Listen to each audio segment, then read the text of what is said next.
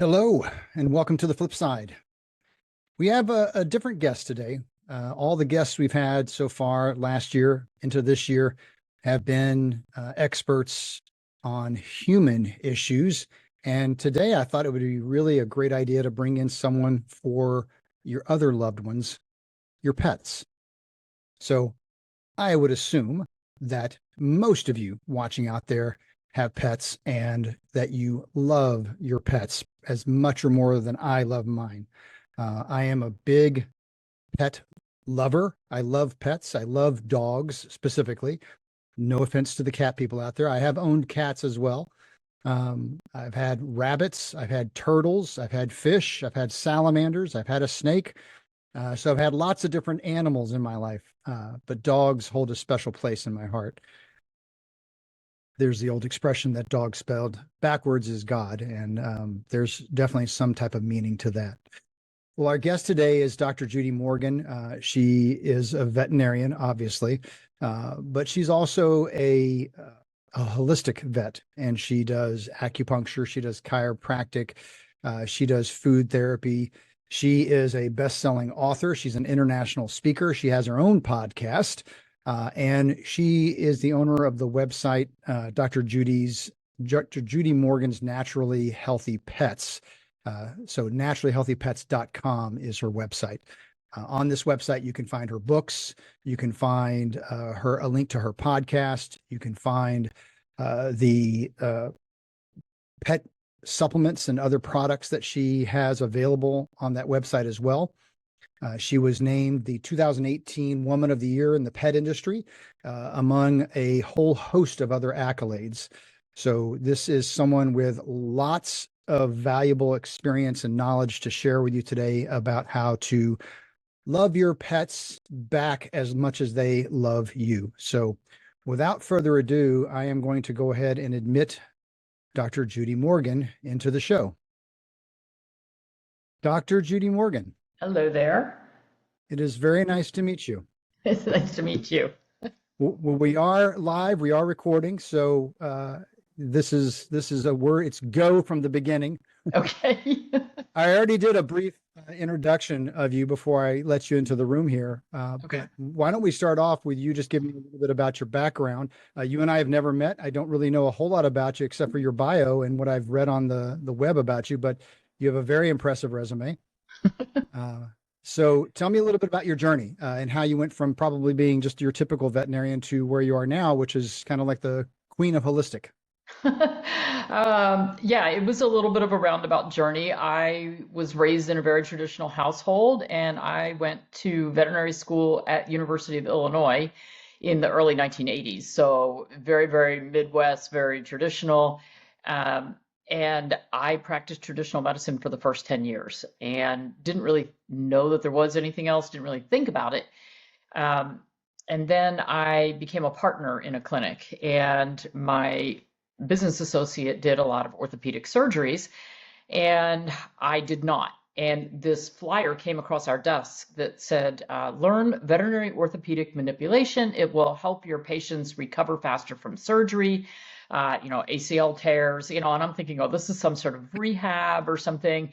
And this would be great for me to learn because then I could be contributing to these, big cases that he had. And so I showed up for the course, and I was a little late getting there. I got lost. And within about 30 minutes of being in the room, I thought, I think this guy's talking about chiropractic. I don't even know if I believe in chiropractic. Like, what am I doing here? Well, we had paid a good chunk of money for the course, so I stuck it out. And when I got back to work, the following week, the very first case that walked in the door was carried in the door, this large German Shepherd that couldn't walk.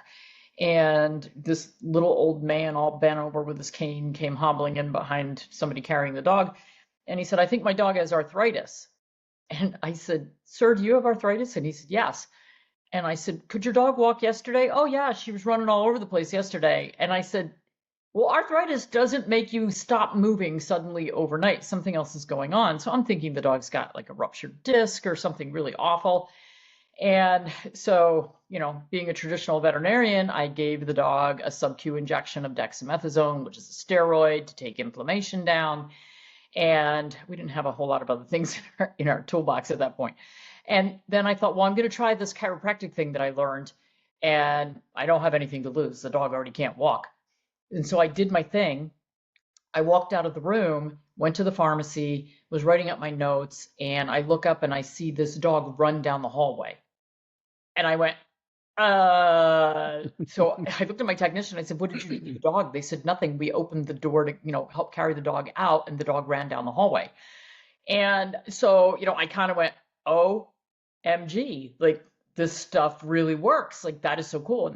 And so I told the guy, he had to come back. We had this whole prescribed routine, 3 times a week for a while, blah, blah.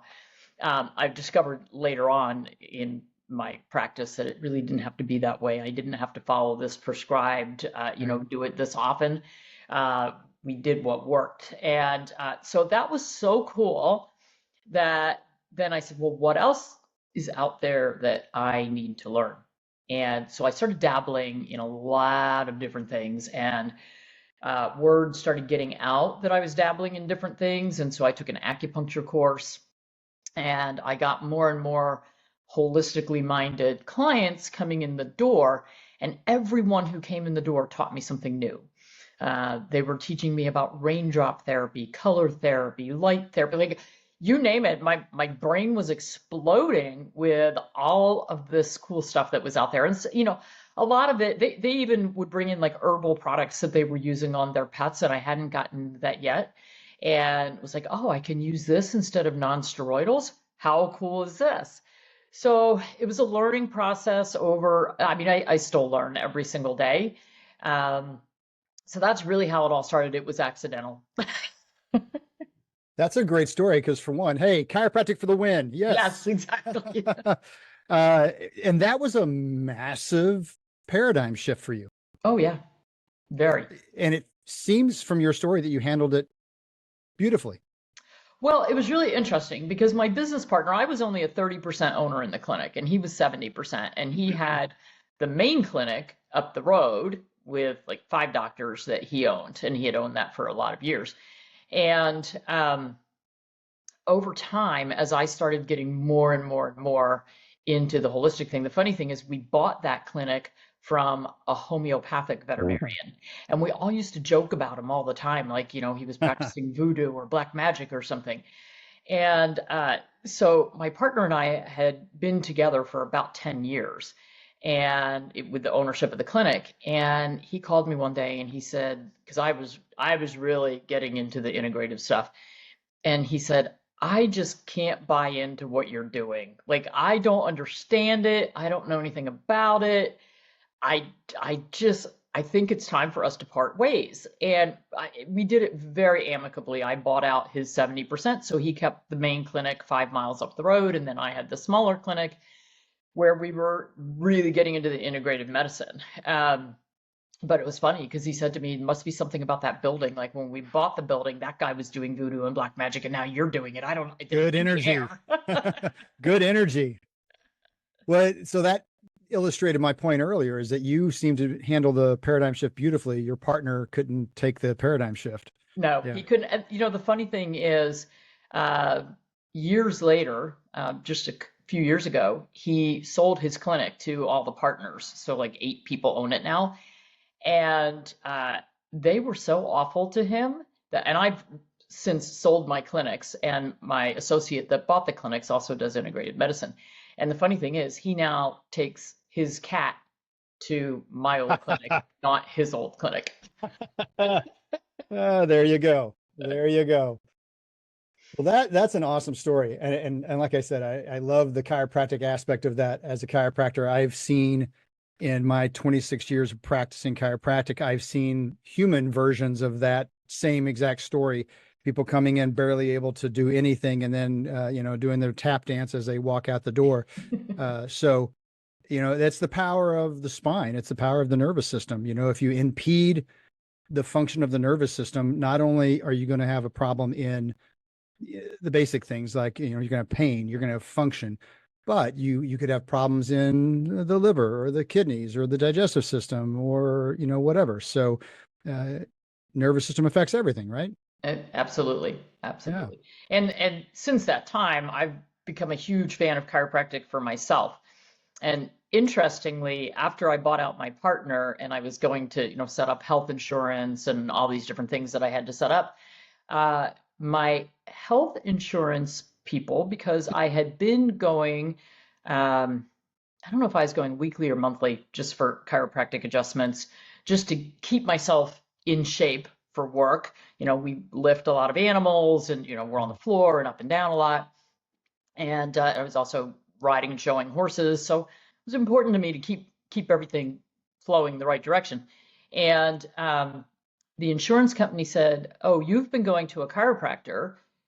You cannot get health insurance unless you don't go to the chiropractor for 2 years." I was banned from going to the chiropractor for 2 years. Otherwise, no health insurance for me and my employees. And I said, I don't go because I have a problem. I go because I don't want to have a problem. And in the insurance industry, it's totally backwards. And they're like, oh no, there's too many people that, sign on for the health insurance and they're having back problems. And, then they I want see. to collect disability. And I'm like, this is keeping me from collecting disability. So I had to stop for 2 years and it was really annoying. Yeah, and that speaks broadly to the issue with insurance, and that could be a whole conversation. In fact, I'm going to Yeah. have someone on to have just a conversation about insurance. My wife is a chiropractor also. We've worked together for 26 years. We've never taken insurance. We don't take insurance. Now, is that a hindrance for some people coming in the office? It is, but it also just keeps that nightmare away from the Yeah. office because it's, as you already know yourself. I mean, the billing and the involvement and how much say they have over everything, it just becomes it becomes a nightmare. Yeah, my uh, chiropractor at the time, he was like, "Well, you can just come in and pay cash, and then, they'll never know about it." And I said, "Ugh, I have a big problem with that because if something does happen, I can't lie. I'm not capable of doing that." So I just didn't. I went and got massage every week instead. I was like, oh "Well, it's the wow. closest I can come." Well, hopefully you're back in care now. I am. Yeah, good deal. Yeah, you mentioned that one dog that came in with the issue. um, my my wife's story with pets is really the story for us as a family when it comes to holistic veterinary, because before my wife and I ever even knew each other, she had one pet, and I don't know how many decades ago this was, who had hip dysplasia. Mm. And she took the dog to a holistic, we're in Cincinnati. She drove to Indiana to a holistic vet named Mark Haverkos. He was very big in the American Holistic Veterinary Association. He just passed away like a couple of months ago. Mm. He did network chiropractic on animals, which is, you talk about a specialty within a specialty within a specialty. And we do network chiropractic in our office. So it's a very, very gentle, light contact type of chiropractic. And the dog, the hip dysplasia was gone and it was fine. And then 2 years later, the dog died from a vaccine reaction. Of course. Yeah. So You we're know, going to talk about vaccines. That's going to be a big thing I want to ask you about. yeah, So, but absolutely. yeah. Yeah, I bought I showed horses as a high school kid, and then didn't get to ride for a lot of years during college and vet school. And then after I had my kids, one of my vet techs had a pony, and she said, "Oh, I'll give them lessons on my pony." So my little kids started riding, and then we bought them a pony, and then we started dragging the pony to shows. And then, of course, I had the bug to get back into it. So I couldn't afford to buy a really high-end horse for showing. So I went to a barn in Delaware to look at this off-the-track thoroughbred, and I show up, and I'm watching somebody ride this horse, and it is hot. Just, I'm like, I don't even want to get on that thing. There was this other horse in the arena nicely going around doing its thing. And I said, "Well, what's the story on that horse?" And they said, "Oh, that's the one you didn't want to look at because you didn't want a quarter horse." And he was beautiful. He wasn't the big chunky quarter horse. He was a beautiful horse. And I said, "No, I'd like to try him, please." and he was out of my price range. And so I got on him, and his name was Autopilot, and he truly was. It was just point and shoot, and I was like, oh, I have to have this horse. So somehow I managed to talk the price down to where I could almost afford it, but not really. And the reason they were selling him, he was only 12, was that they were having to do a lot of maintenance. They were injecting his hocks with steroids, Uh, and he had a lot of joint issues, and it's expensive to do all of that. And I said, I'm a veterinarian. I can't do the joint injections, but my husband at the time worked at an equine clinic, and I'm like, yeah, we can get a deal. I'll do this. I'll take this on. Then I learned the chiropractic and I started doing it on our horses. And I had his hocks injected twice after I bought him. Then I learned the chiropractic, started doing the chiropractic. I never had to inject him again.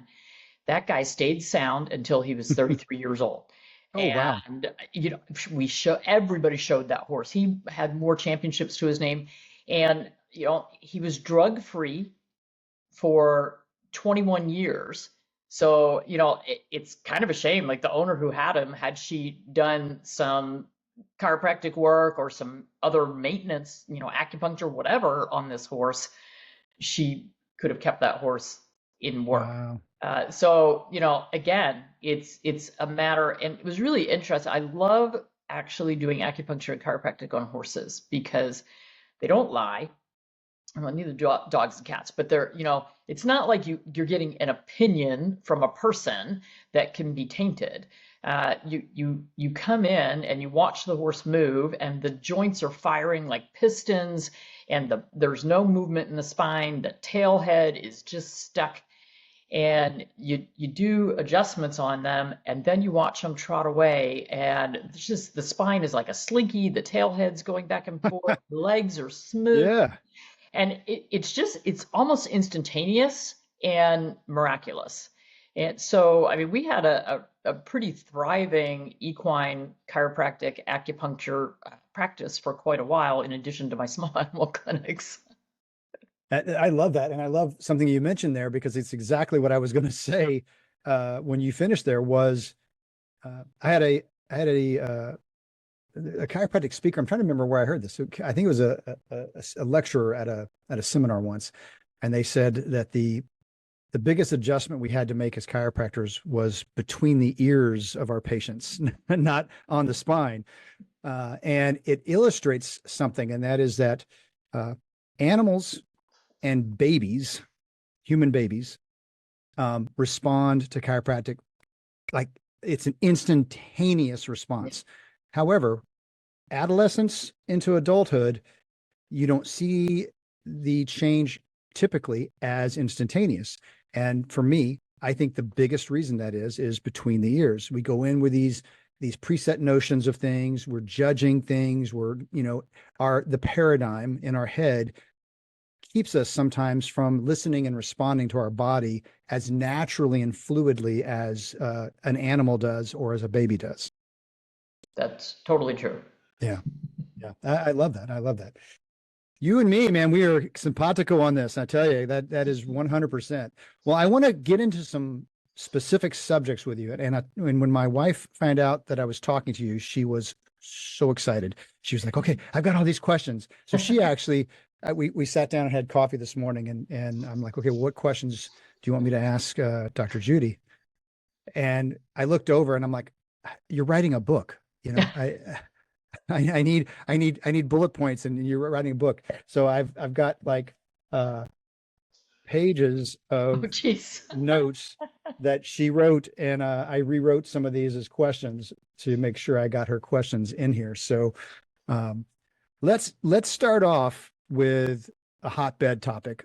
It certainly is for humans, and not quite as so for animals, but it still is, because it's the holy grail of vaccines. I've got a lot of questions there. Now we had two holistic vets that we were going to. Like I said, one just passed away a couple of months ago, very suddenly, very sad.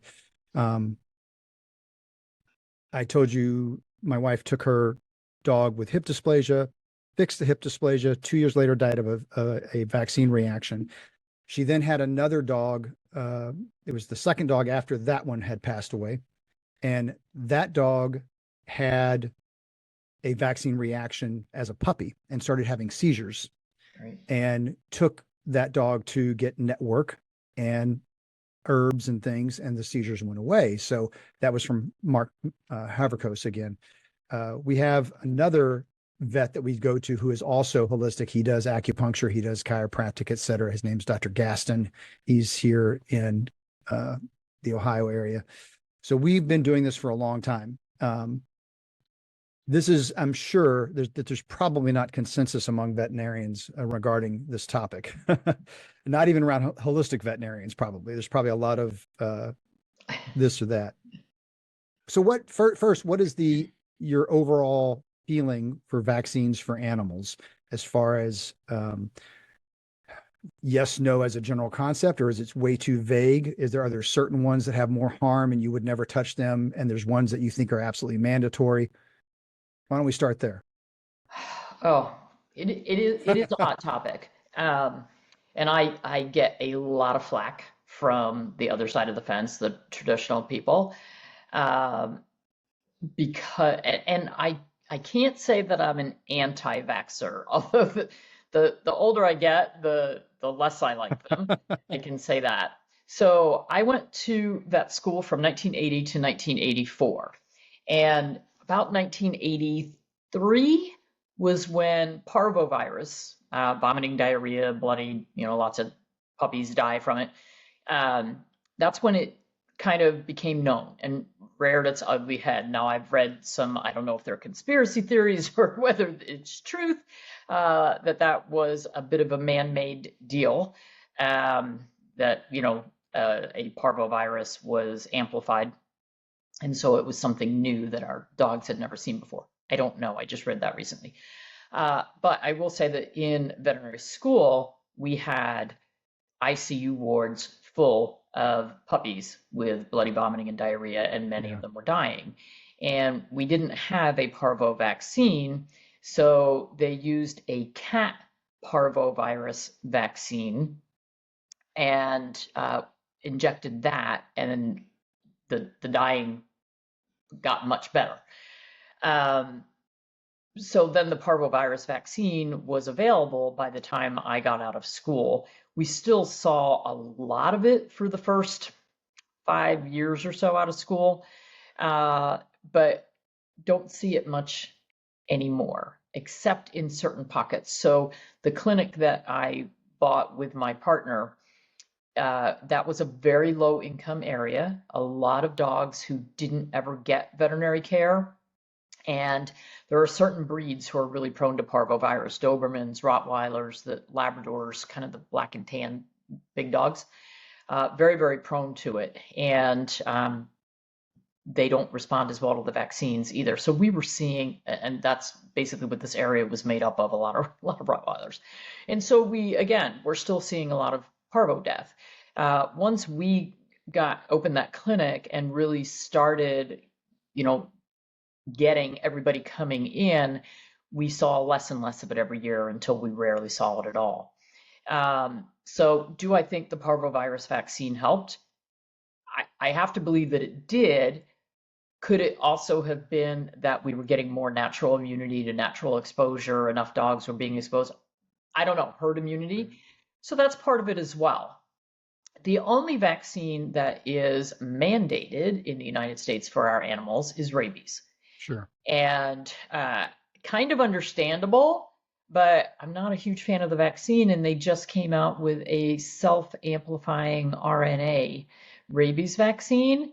And so we're having a big event in April of 27 in Dallas, Texas, and we've invited Peter McCullough to speak about he's calling it genetic vaccines. So basically things with self-amplifying messenger RNA, right. And the ramifications for both people and animals, shedding, that sort of thing, and how to detox both our animals and ourselves. And I think that's going to be pretty critical. So I'm a huge opponent of those messenger RNA vaccines. I just really a problem, I think.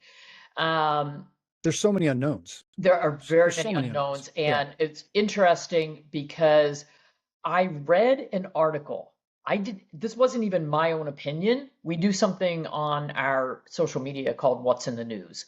So there are these little 1 minute reels where I'm reading something, and I read an article that somebody else wrote about that self-amplifying RNA rabies vaccine and how little is known about it. And it was somebody else's article. I read it. The AVMA, the American Veterinary Medical Association, picked up on it and outed me and sent in their newsletter to all veterinarians that this Dr. Judy Morgan person, who's an anti-vaxxer, which I'm not, is claiming all these things. And I'm like, and you know, of course, the drug companies had to chime in and say, no, this is perfectly safe, perfectly safe. And I'm like, okay, I just read somebody else's article. Thanks for exposing me to the world. It's fine.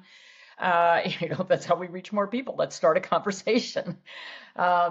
So, you know, I mean, rabies vaccine has been around forever. When we were in vet school as seniors, we all had to get rabies vaccines in order to go out into practice. It was mandated.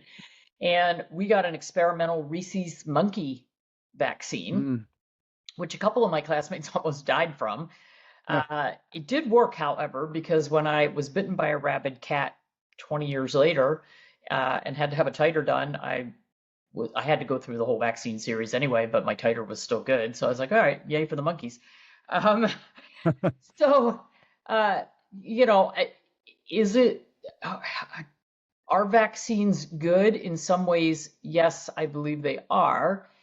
Are they overused? Oh, 1,000%. So distemper, hepatitis, parvovirus, and rabies have been called core vaccines for a very long time that all dogs should have. And then for the cats, they have their cat distemper, upper respiratory, and rabies. So those are the core vaccines for cats. Then we have what we call lifestyle vaccines, and there's a bunch. So there's a whole bunch in the umbrella of kennel cough, which it's like vaccinating your kids for the common cold. Why? We have Lyme vaccine, which is horrible, doesn't work very well, causes as many problems as it supposedly prevents. Leptospirosis vaccine is not very good vaccine. It's a bacterin, and it lasts for only 9 to 12 months, so you do have to get it every year, but it happens to be the most reactive vaccine that we have as well. So I would not use it in my practice very much at all, and certainly on dogs under 10 pounds, I didn't get near them with it because they like to have an anaphylactic reaction and try to drop dead in my office. It was just never fun. Leukemia vaccine for cats. Huh. I don't recommend it. I mean, it is a virus and it's transmitted, you know, through secretions from other cats. But if you have a house cat, why would you vaccinate them for anything? So I've got 7 barn cats and 2 inside cats. The inside cats are much older, so they had a few vaccines when they were little because I wasn't as about it back then. My barn cats have had 1 rabies and 1 distemper. And they are the healthiest, happiest outdoor kitty cats because they're living real cat life, not fake cat life in the house. And all of my animals, I'll just throw this out there too. We can talk about food later, but all my animals are raw fed, and they are extremely healthy. So the biggest problem with vaccines is when we developed parvo vaccine and we developed distemper and we had the rabies vaccine, the veterinarians took a page out of the dental playbook, which was, we're going to have you come in every single year because they're going to be due for their shots. And so we were taught, and in some practices it's still being done, that you give all the vaccines every year because that's your way to get people in the door. Now, what we need to be saying is, hey, it's time to come in and have that full examination and get some lab work and do some diagnostics and check their overall health. Instead, we send out these dumb cards that are shot reminders, which the animals don't need. Do you do titers? Now we do titers for some things. We could do titers for distemper, hepatitis, parvo, and rabies. However, 99% of the government entities that require rabies for licensing do not accept titers.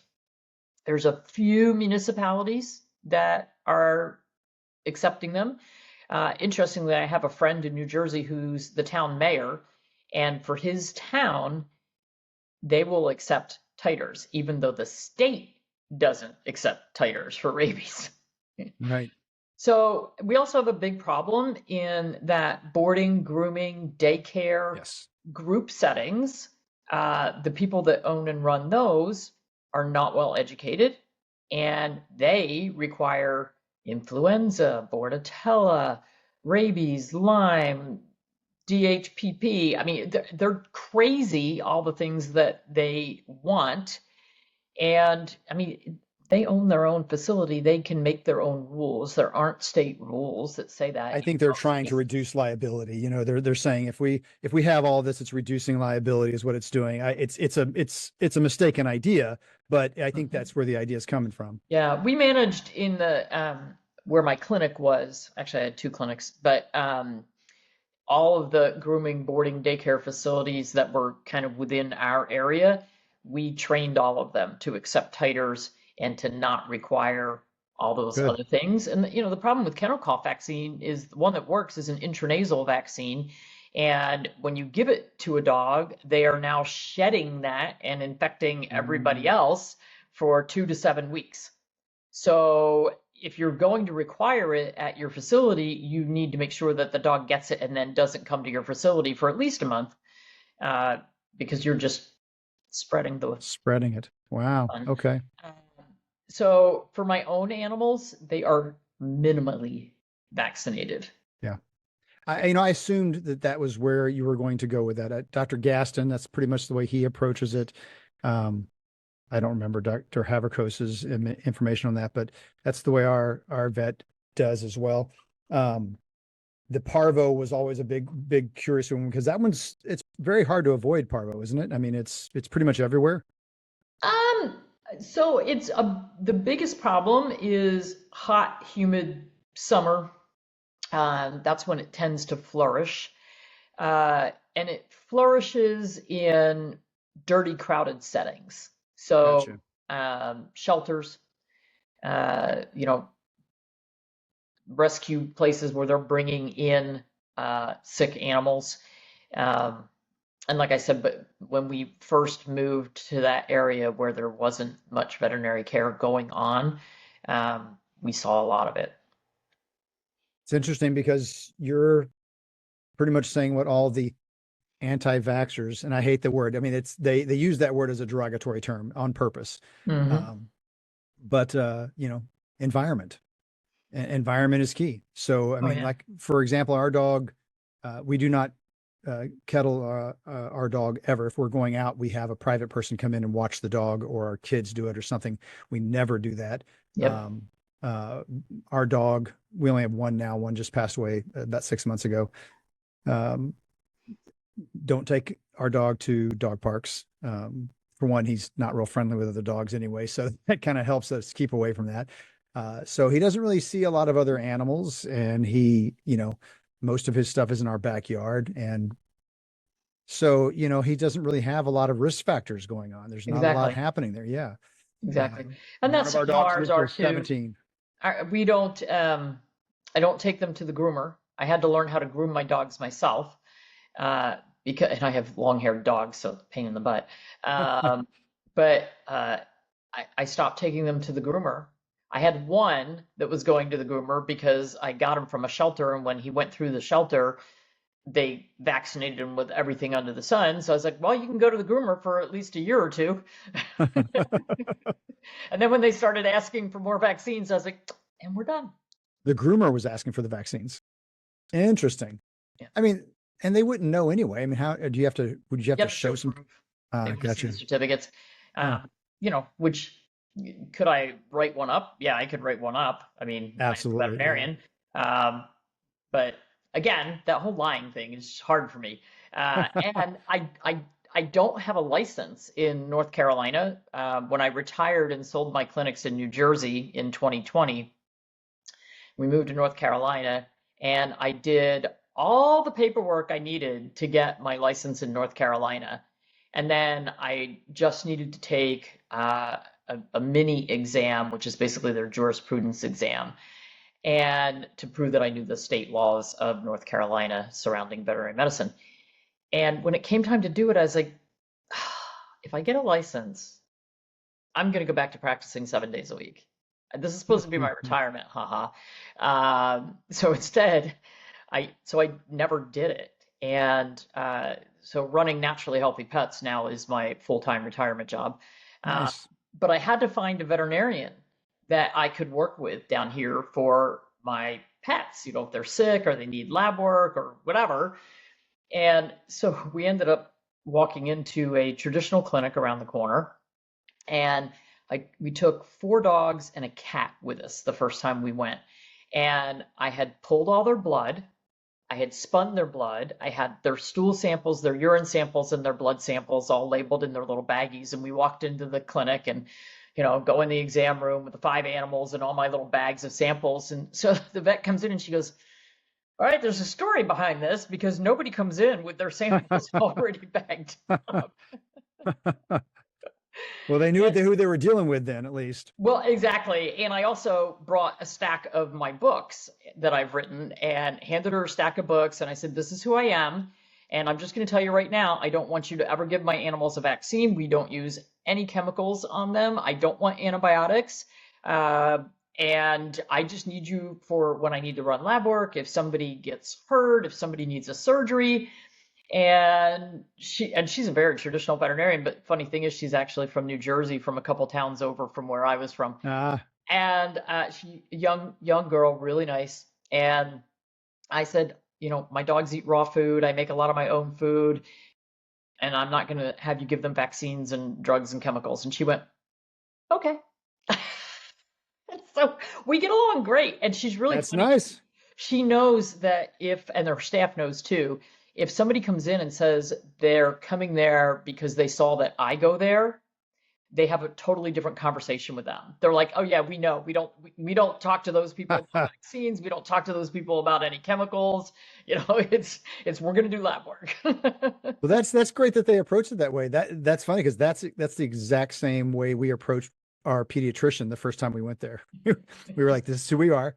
We're chiropractors. This is what we do, and I do functional medicine, and we're not going to do the vaccines, and we don't want to hear about you harping on us all the time about it." And they're like, "Okay, it's your choice," which is refreshing because that's not always the case. So No, it is not. And I get, so many of our followers will email me or, message me and say, my dog needs to go in to have, a dental done or whatever, and they're insisting that before the dental or the day of the dental, which is even worse, they have to have kennel cough, distemper, parvo, rabies.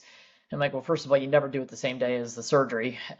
Second of all, you can't do them all in the same day, so you've got to split them up, which means you're putting off that dental for at least a few months, because if you have to get 5 vaccines, they've got to be 2 to 3 weeks apart. So you're going to be in and out of there a lot. My novel recommendation is concept. find somewhere else. Yeah, novel concept. I mean, that's I I've been part of the health freedom movement for decades, which is now MAHA. They've changed the name, but I was part of health freedom for a long time. And it was never about saying, okay, we need to get rid of all the vaccines. It was more a matter of saying, number one, don't force us. Okay, that's number one. It's personal Exactly. choice, and it should always be personal choice. You should never be able to force a medical procedure on anybody. But then the other thing was, hey, if you want to split the vaccines up, that would be less harmful instead of doing it all at once, and a whole list of other things. I had a curious question for you because I know, in the human world, we have vaccines that are bundled. So we have MMR, we have DPT, et cetera. Do they do that in the veterinary world Yep. too? Are they bundled? They are. Yeah, so the DAP, you can get parvo by itself and you can get rabies by itself. You cannot get distemper by itself or hepatitis by itself. So the minimum is usually a DAP. Sometimes it's a DAPP with lepto thrown in. Sometimes all in one syringe, they'll have all of that and coronavirus and rabies and Lyme.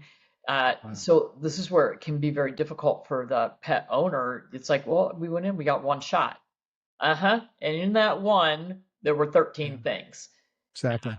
And, it's really interesting that the Journal of the AVMA is now starting to have peer-reviewed articles looking at the vaccine reactions Ah, associated with giving multiple vaccines at the same time. And it's definitely a bigger problem for a small dog than it is for a big dog. Um, and part of the problem is they get the same dose of vaccine, whether they're a Chihuahua or a Great Dane. Uh, and the small breeds are just definitely more prone to reacting and reacting very poorly.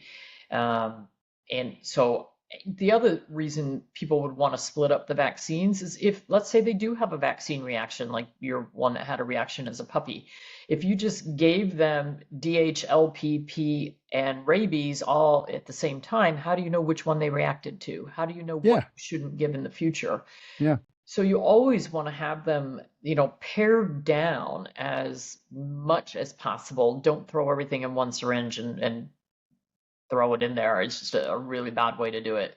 And my belief is, let's say you took your dog in and they got their lepto vaccine and they had a reaction, they should never get that vaccine again. Um, 100%. Yes. so, in the veterinary world, they note in the record that the dog had a reaction, and so when they come in next time for that vaccine, they'll give them a dose of diphenhydramine, which is Benadryl, and they may even give them a dose of steroids, and then they'll give them the vaccine, hoping that they've stopped the reaction from happening. Well, if you give them steroids, and there's studies pro and con on this, if we're suppressing the immune response, are we getting a reaction to the vaccine where they're producing immunity, or are they not going to produce immunity because we suppress their immune system at the time the vaccine was given?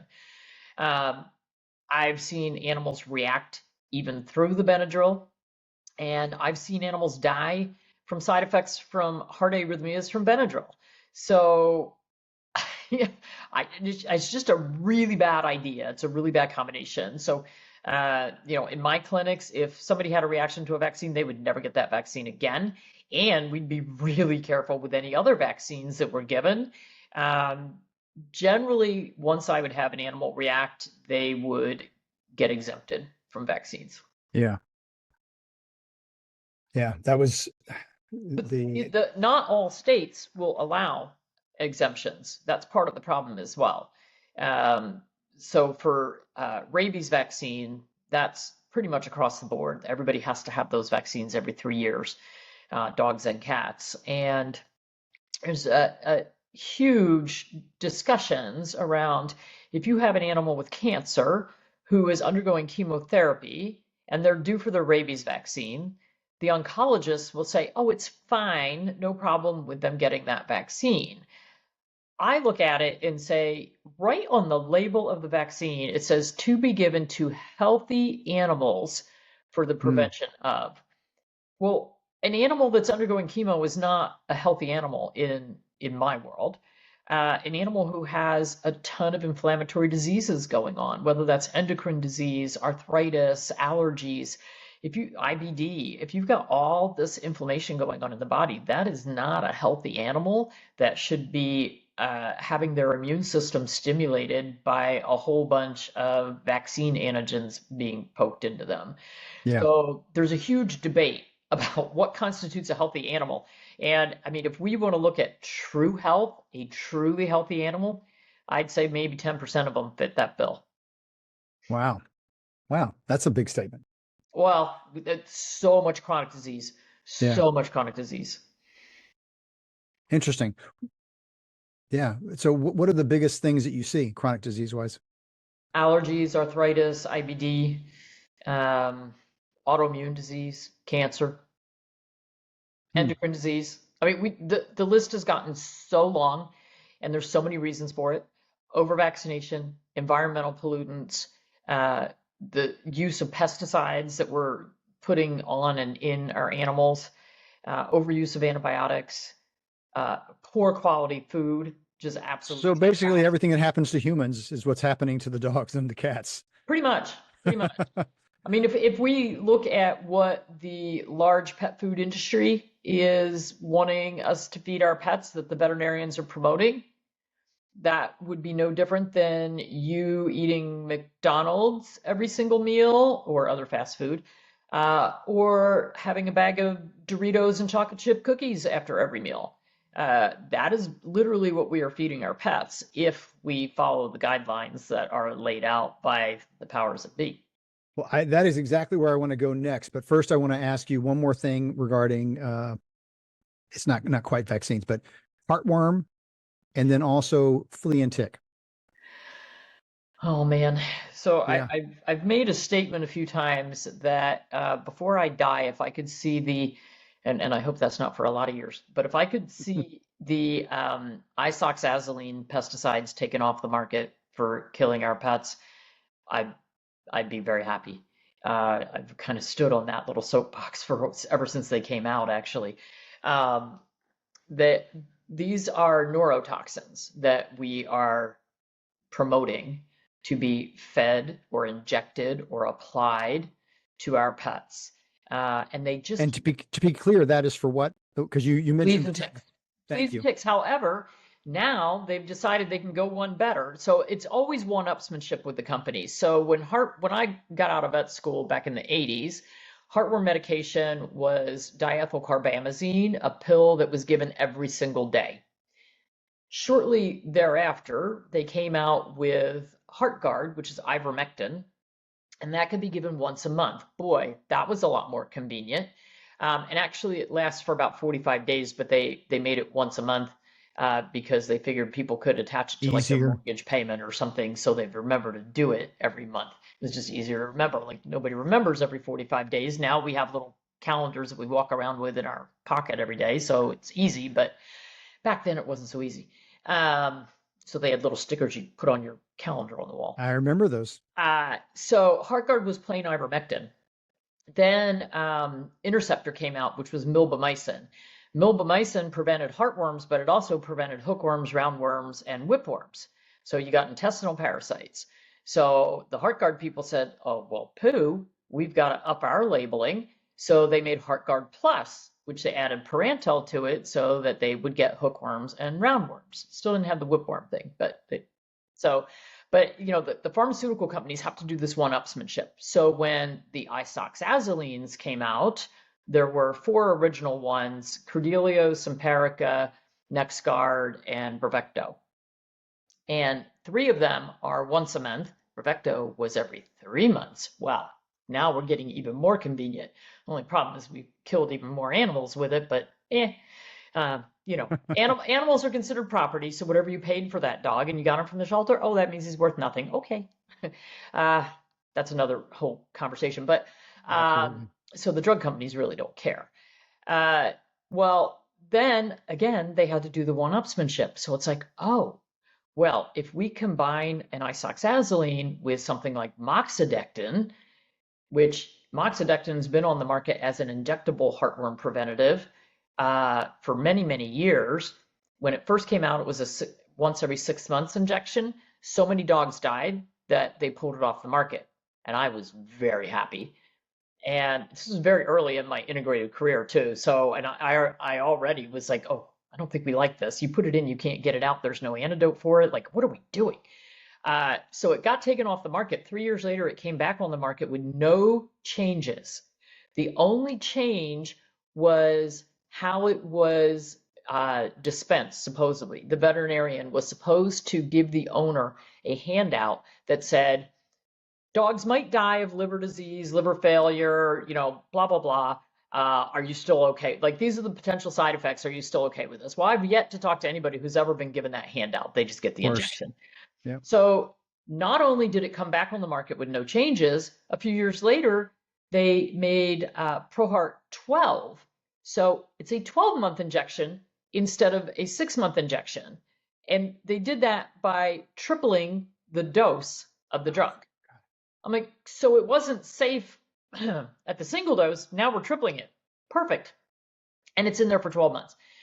So now, because everybody has to have the label claim, So Simparica Trio has three things in it, like three deadly drugs instead of one, because they want it to be labeled for intestinal parasites and external parasites and heartworms.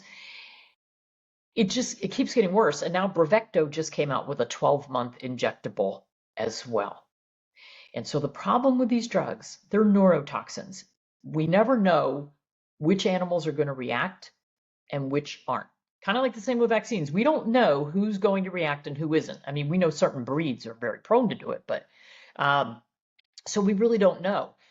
Uh, but there's no antidote to it. So let's say you give that injection and 2 days later your dog starts having seizures.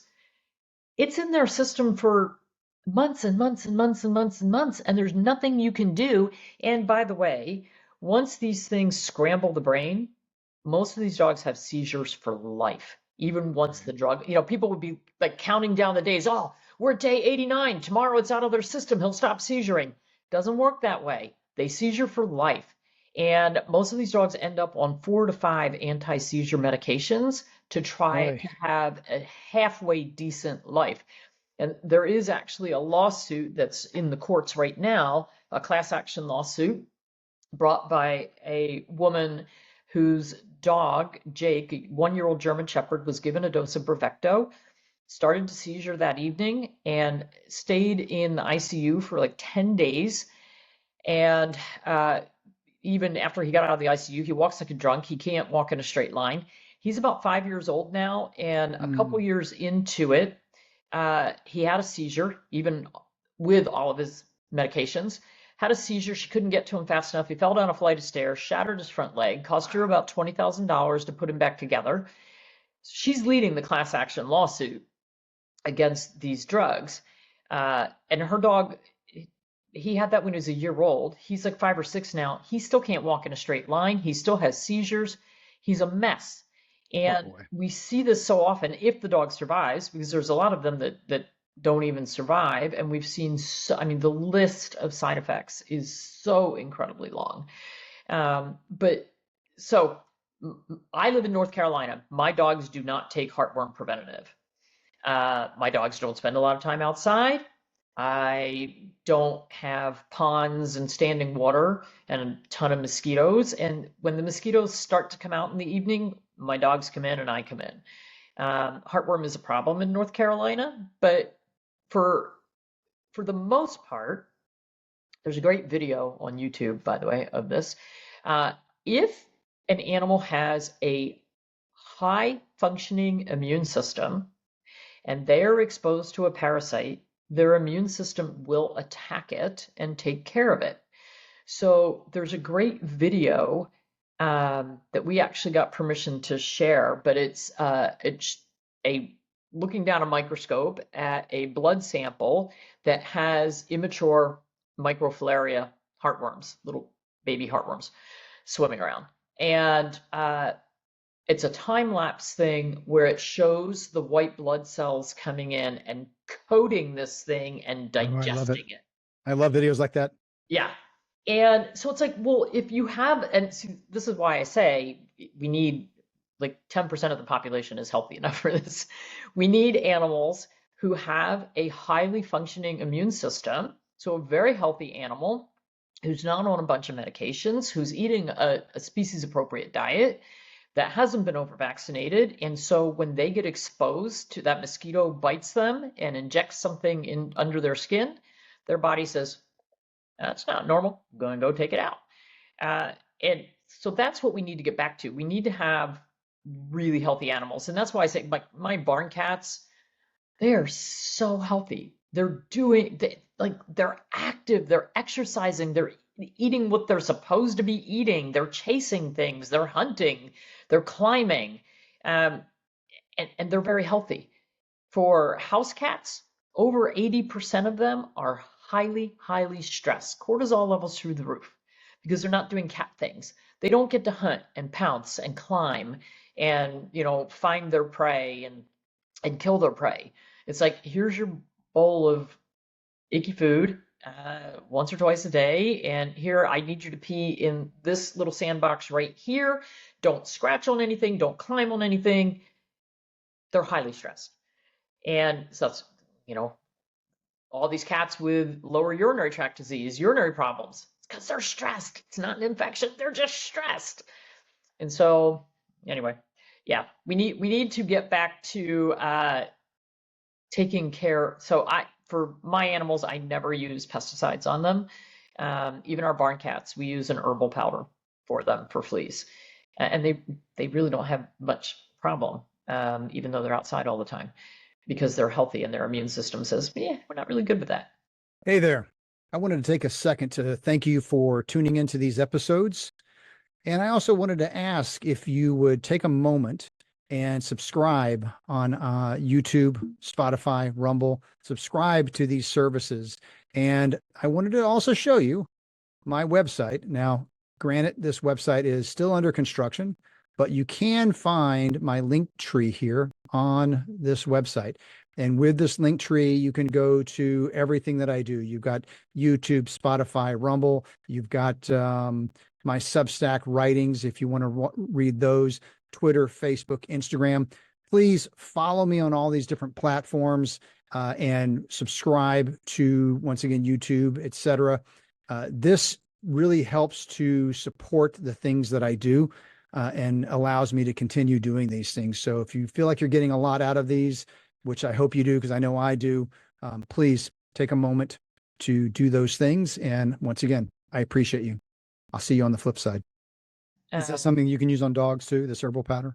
yeah, so we have herbal powders, we have essential oil sprays and shampoos, we have ultrasonic tags, we have scalar wave tags. The scalar wave tags are actually guaranteed. They're pretty cool for fleas and ticks. So there's so many different things that we can do. And the biggest problem that I see with like flea prevention, because people get really freaked out about it, is the life cycle of the flea. Only 5% of the life cycle of the flea is spent on your dog or cat. The other 95% is in the environment. And so we all get crazy throwing chemicals on our animals or in our animals, and we never treat the yard or the house. And we're missing 95% of the problem. So we've got to do that. So we use, there's a couple things you can do with the yard. You can use diatomaceous earth. You can use cedar oil spray. You can use nematodes, which are awesome. You just sprinkle them on your lawn and water them, and they eat all the immature life stages. So a lot of different ways that we can help solve the problem and not be killing our animals with neurotoxins. Excellent. That's you're singing music to my ears with that. That's perfect. That is actually perfect. Um, you brought up the diet, and I think my first question for you is, have you read Pottinger's Cats? Yeah. Yeah. I love that book.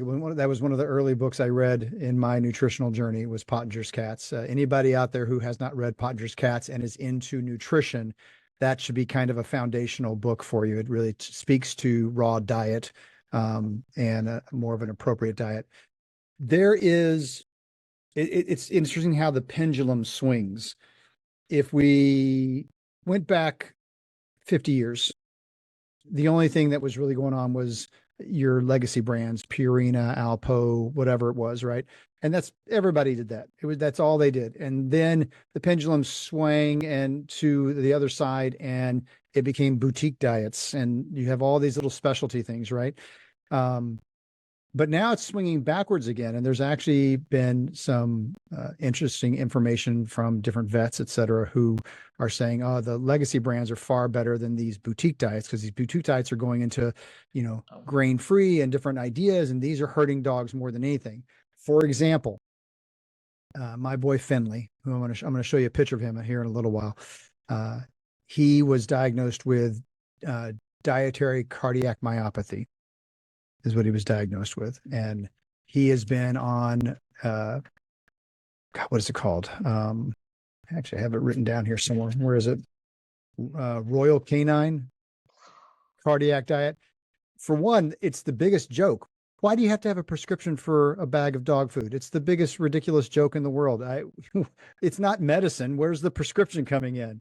Exactly. We've had Yeah. this conversation with the FDA and with the AFCO officials.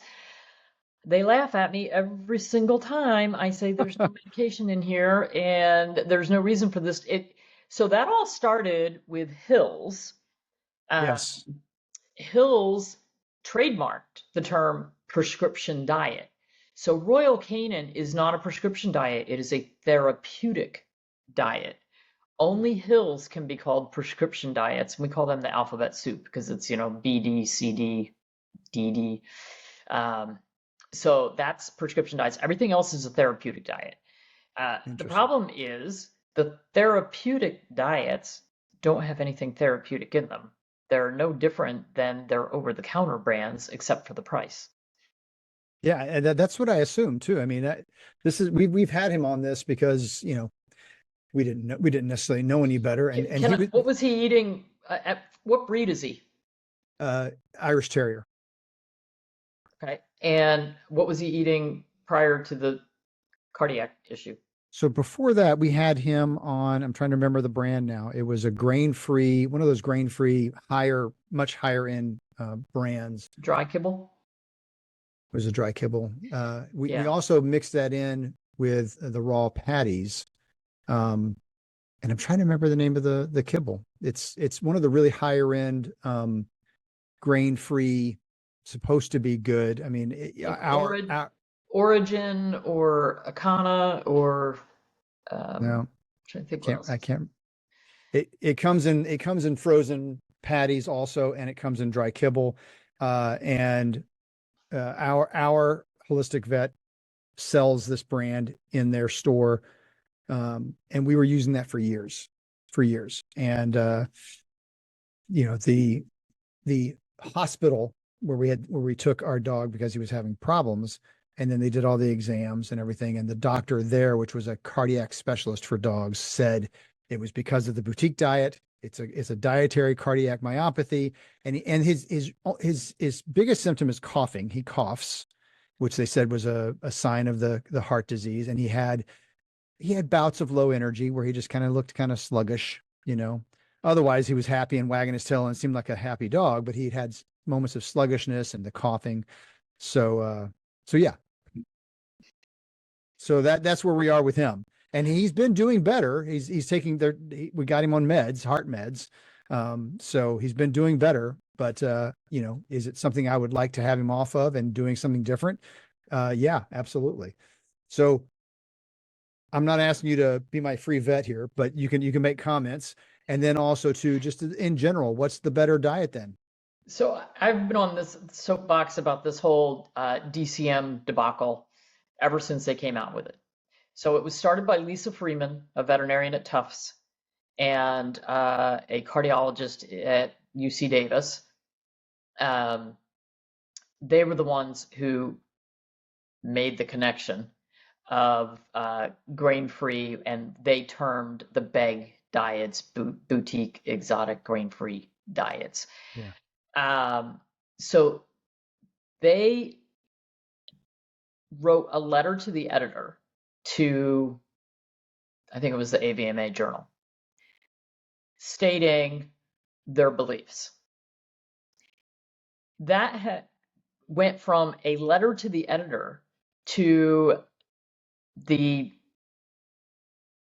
facts. It was basically taken as facts, was never peer reviewed, it was never looked at, and that is where all this propaganda started. A letter to the editor. There's actually a lawsuit right now against Hills and all of those other named people, saying this whole thing was a propaganda that started to put those grain-free companies out of business. Now, interestingly, Origin and Akana, which I think they were Champion Pet Foods, they were grain-free and they were gaining big market share over the big three, which is Hills, Mars, and Purina. And nobody liked that. The big pet food companies didn't like that. So we had to start something to put an end to it. So, and I'll get to where there actually is some truth in what's going on. But um, so Mars wanted to buy Origin, and their valuation was very high.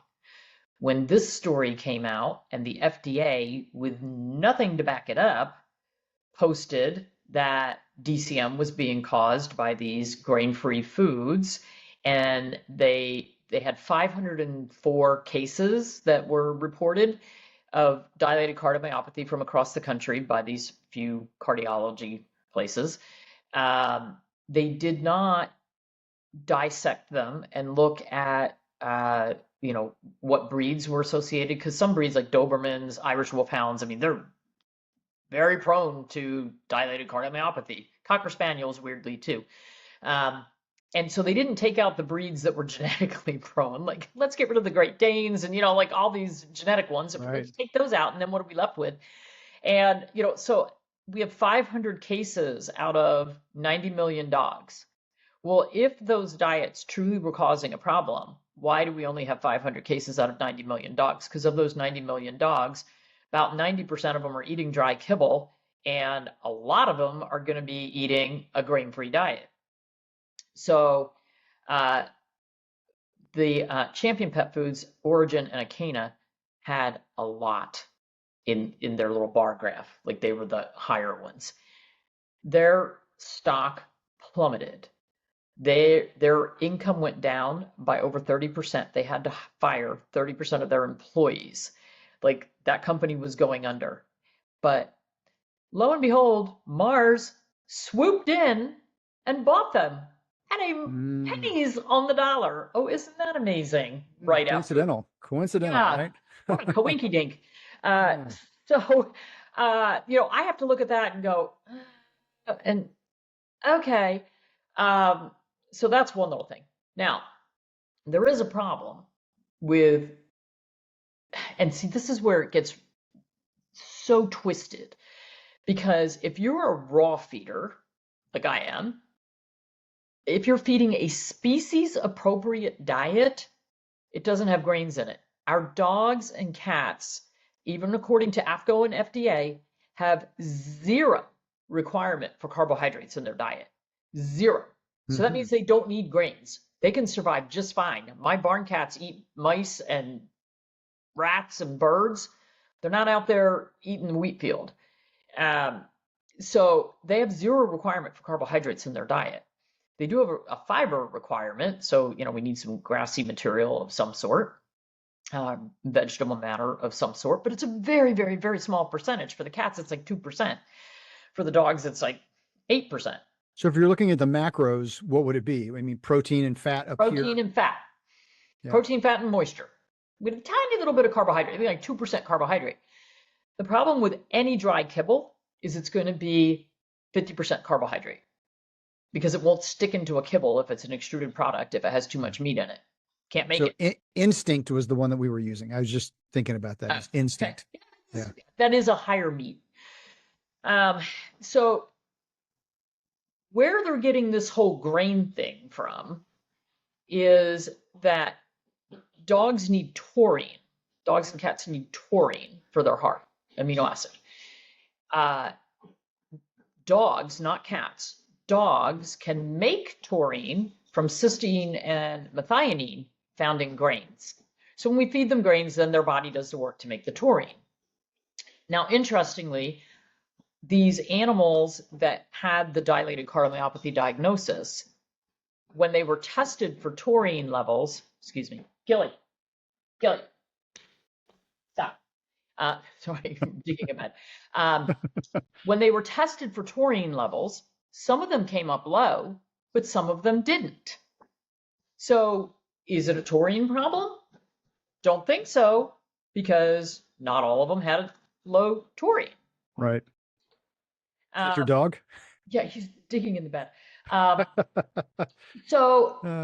what we do know is that for a lot of these companies that don't use, if they're making a kibble and they need it to stick together in a kibble, they've got to have a starch.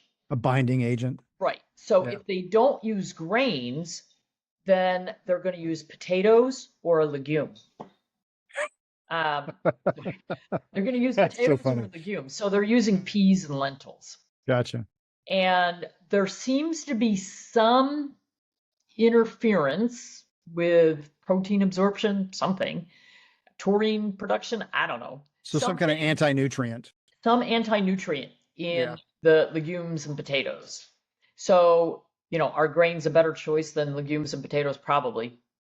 But for my dogs, they don't get any of the above. So what do you feed your dogs? So my dogs, sometimes I make their food, and sometimes I use commercial brands, smaller companies that I know and like. But in my mind, everything that goes into my dog or cat needs to be human grade. I don't want the waste products from the human food industry being the food that's fed to my dogs Sure. or my Yeah. cats. I'm not going to get optimum health from my animals if I'm feeding them waste products. So let me ask you this question. So thinking about people out there who are saying, well, that's just too expensive. I'm not going to, buy more steak and cut up raw steak for my dog. I can barely afford steak for my plate. Why am I going to feed them that? So for those people that are saying that, what would be the best, most convenient, cheap choice for them to make? I know that's sometimes a hard thing to say. Is it better to have Coke or is it better to have Sprite? Right. I mean, Right. but what, for practical purposes, we love our dogs like they're part of our family. We have no problem with spending the money we have to spend to fix this problem or this problem. We don't even think about it. But for some people, they do. Right. When my sister found out that we were spending X number of dollars to fix this, to get this cancer, there was a tumor in one of our dogs, and to getting it removed, she was like, she didn't understand that at all. She's like, just let it die. And I'm like, no, this is our family. So, My daughter's dog was just in the hospital this weekend for vomiting and diarrhea. It was $7,000. oh God, She ate a toy. oh Um, God. yeah. Uh, Well, it's uh, so we have a farm and we have dairy cows and chickens and horses, you name it. They all eat organic. Everything that we put into our animals, first of all, we process meat chickens, we eat the eggs, and we're drinking the milk and the cheese and blah, blah, blah. So I want what they're getting is eventually going to end up in my body as well. So it's going to be all organic. Is it more expensive? You betcha. You should have seen mhm, my feed bills this week. no doubt. It's a little No crazy. doubt. Um, so there are some smaller, gently cooked or raw uh, commercial brands out there that are doing a pretty good job keeping the price point reasonable.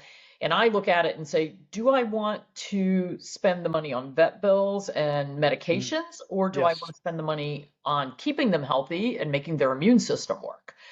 Um, so you have to look at it that way. There are also a few companies, and I'll give you one name because I really like them.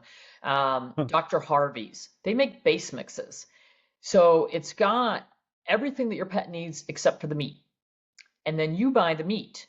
So it's up to you. Do I want to go to the big supermarket box store, the club, and buy like humongous bags of chicken or turkey or whatever, and keep my price point down by buying in bulk, and then I just cook whatever meat, or in my case feed it raw, but whatever meat, mix it in with that base mix that has all the vitamins and minerals.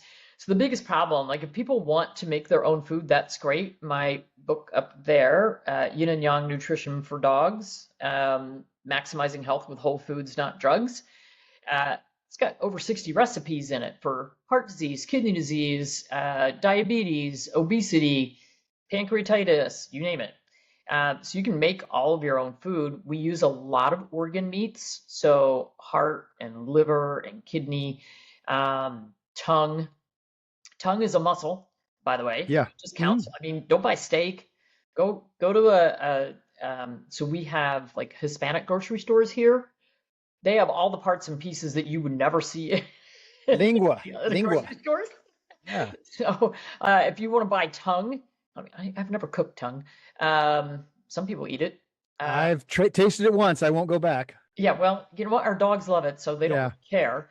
Um, but you know, liver is inexpensive. You don't want the whole meal to be liver because you'll get a lot of diarrhea if you do that.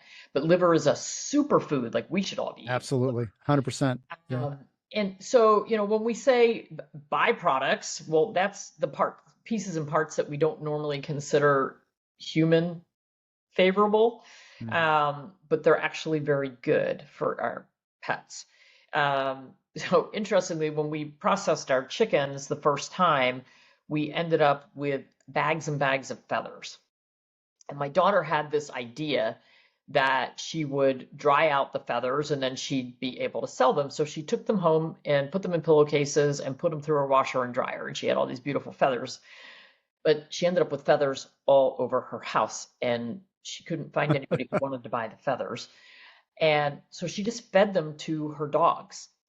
The feathers? Yes, literally handfuls of feathers in every meal. They eat raw food, and so she would just put a handful of feathers on their platter for every meal. Those dogs ended up eating all those feathers, and they digested them because they didn't poop feathers all over her yard. So it's amazing what our animals can digest that we don't really think about it. And by the way, Interesting. there is a very, very expensive Royal Canin food on the market that the protein source in there is chicken feathers. Interesting. It's a Interesting. high Our protein. dog has shown an allergy to chicken. Any kind of chicken food that he has ever gotten, he just starts itching. Yeah. And that's partly because chicken is thrown into almost all pet food because it's cheap. 100%. Yep. But it's not the good chicken like we would eat. It's Right. the so think about all the waste meats, like when you know, cows and pigs and chickens are processed at the human food processing plant, and the inspectors go by and they go, oh, you have to cut out that quarter on the cow or the pig because there's an injection reaction there or there's a tumor area there. All that's thrown Mm. into vats and that goes into pet food. Wow. So our pets get to eat all the cancers and all the rotting, nasty. So if a cow dies out in the field of unknown cause, it goes in a truck and it goes to the rendering plant and it goes in dog food. And it could have laid out in that field rotting for days. Rotting. It Oh, gets put in the dog food. my God. So this is why I don't feed that commercial stuff that I don't know where it came Mm. from. For your listeners, I would say if they want to up their game, truthaboutpetfood.com, Susan Thixton, she has been fighting the pet food industry for about 20 years now as a consumer advocate. And she puts out something every year called The List. You have to pay a few bucks to get it. That's how she supports herself. But in order for a pet food company to get their food on the list, they have to submit all bills of lading for every ingredient that comes through their doors, whether it's human grade or not, whether it's organic or not, what the cost per pound of food is for people to feed. This year, I think she had about 40 different brands, and they can't buy their way onto the list. Uh, they have to pass.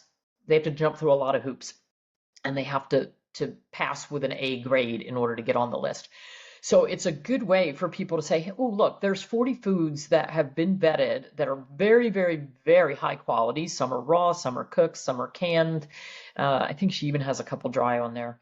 Um, so that people can look at it and say, okay, I want to up my game. What one on here can I get? And uh, what's the affordability for me? And I know it gets hardest for people with big dogs or a lot of dogs. So at one point we had 13 dogs, Woo. and my husband and I, 2 Sundays a month, so basically every other week, we would spend the afternoon grinding raw food. And so I would make 2 or 3 recipes, and we would grind about 150 pounds of food every 2 weeks and put it Wow. in our dog freezer. Um, but, I look at it and I go, okay, so I have to spend about 3 hours every 2 weeks to make the food for my dogs. And because I'm doing it in bulk, it's less expensive. And again, instead of buying my own veggies, I could have used like a base mix like Dr. Harvey's and just, had my own meat added to it if I wanted to. Um, so there's a lot of different ways to do it. I also have a course on my website that's Homemade Food for Dogs 101, I think it's called. If you want to learn how to balance your own recipes, how to make your own, it's got a bunch of recipes in the course. But we also have a lot of free downloads for different recipes on our website Yeah. for people I'm who going to show want your to play. website here in a minute. So we can kind of walk through that here in just a minute. Okay. Well, that's all stuff that I was expecting you to say, because the funny thing is, with our entire conversation, we could just take out dog and cat and insert human for everything that we were just talking about, right? For vaccines, for the way the industry treats us, for the garbage, for the lies. It's the same conversation. It's just pets and humans. It is, and I'm really working hard at working my way up to RFK Jr. to have this conversation because he actually wanted to be a veterinarian, not a lawyer. Yeah, I remember him saying that. So Yeah. trying to Well, work his way up to that.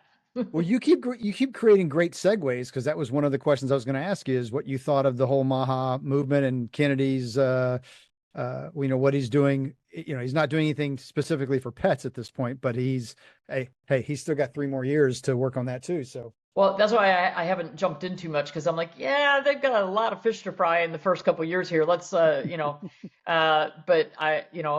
Robert Malone has become a friend and Peter McCullough has become a friend. And so I'm working my way up to be able, like when there's this opening of, you know, if we're fixing, part of the problem is, and I see it when I go to the AFCO meetings, which is the American Association of Feed Control Officials.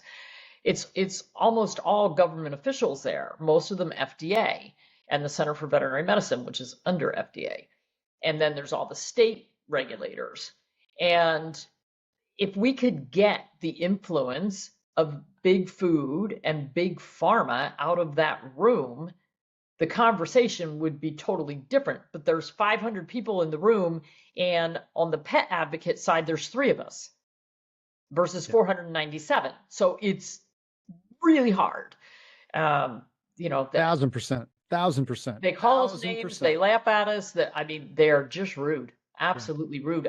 Actually, one of the AFCO meetings, we had death threats, and one of the pet food companies that was being sued because they had euthanasia solution in their pet food, and it happened to kill a dog that belonged to a lawyer who knew how to follow through. They had one of their biggest crazy advocates, gun-toting nut. They sent him to the AFCO meeting. And so he shows up, he was invited to the AFCO meeting, guns and all, and we couldn't go. I actually flew to California for the meeting and then had to stay in my hotel so that I wouldn't get shot. That's how crazy it is. Crazy is an understatement. I mean, this is going back to just my last episode was just me doing Kennedy's 1-year report card, talking about what I think he's done. And I've been trying to tell what I call the newbies,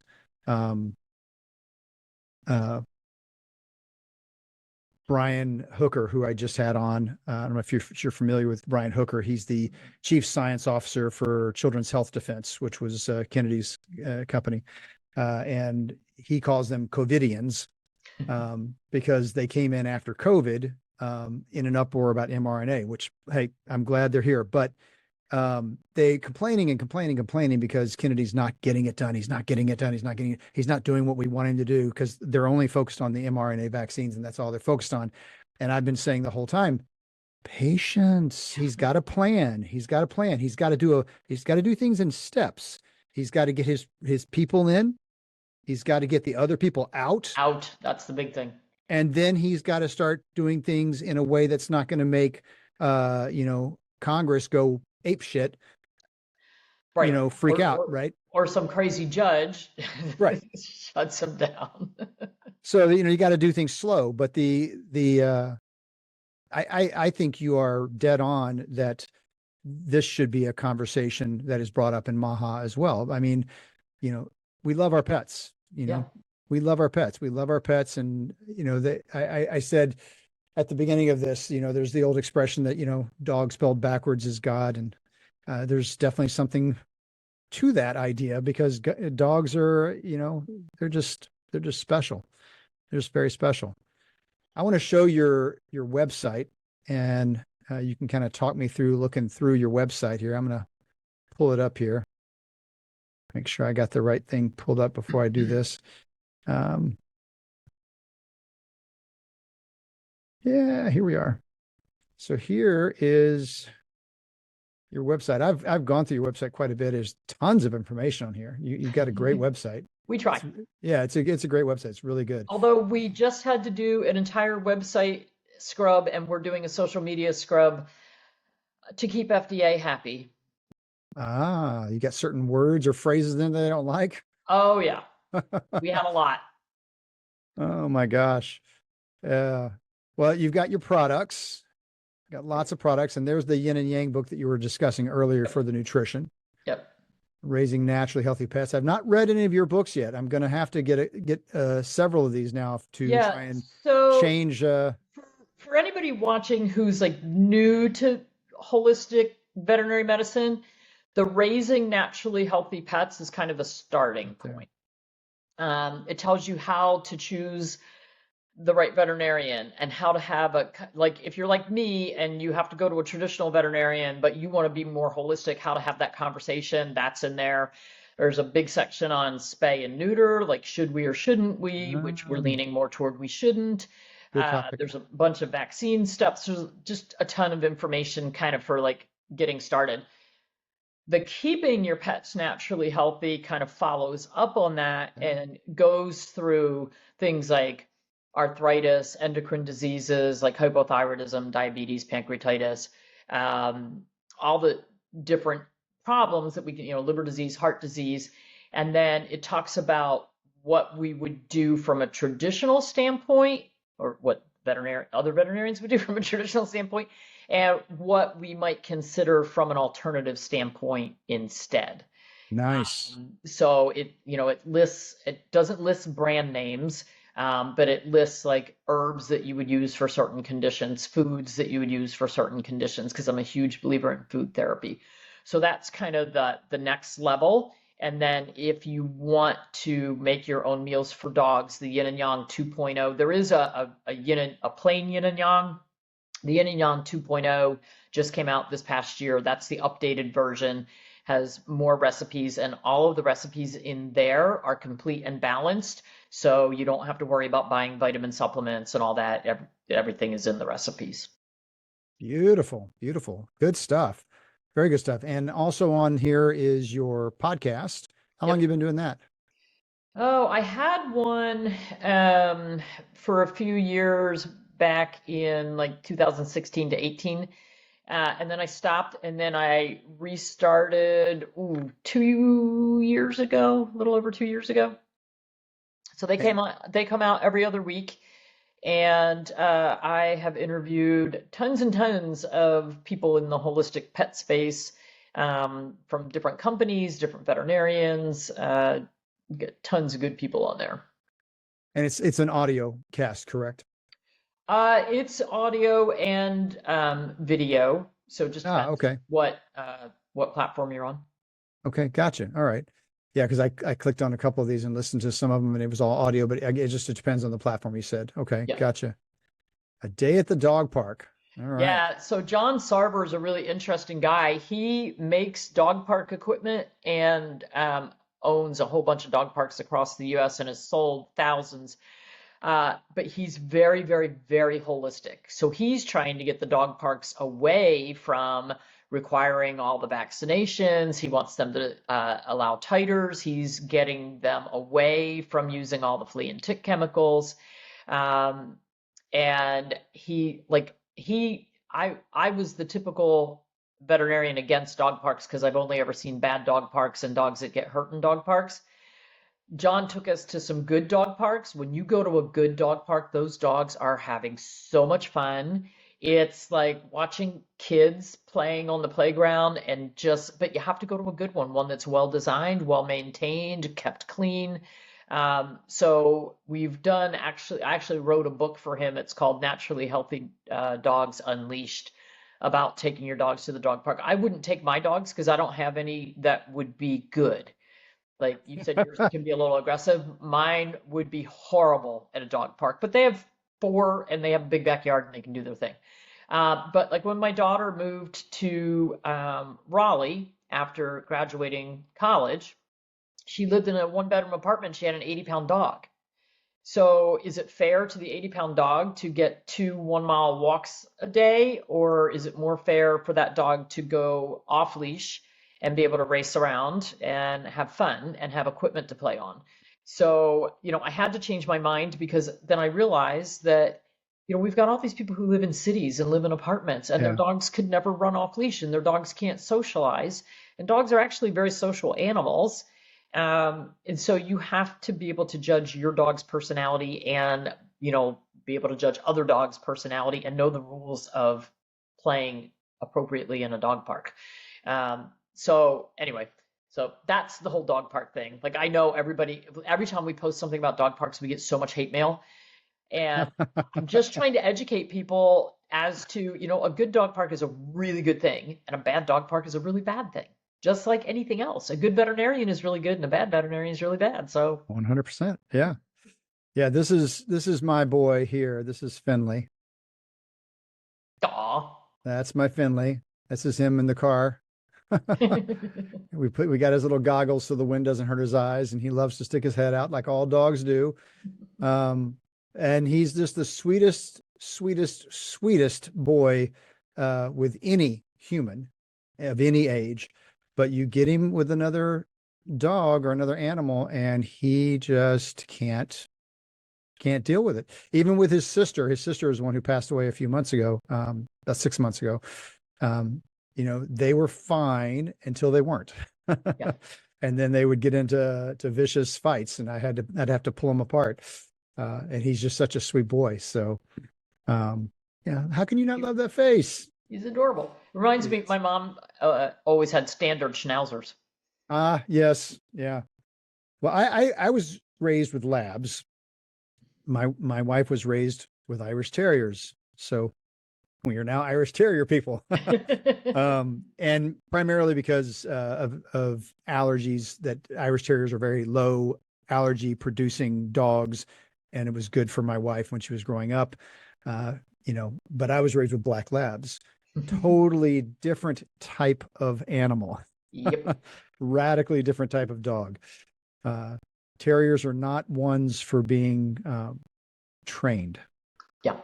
They like to do what they like to do, and that's pretty much it. Uh-huh. Yeah. You were talking about the chiropractic at the beginning of all of this.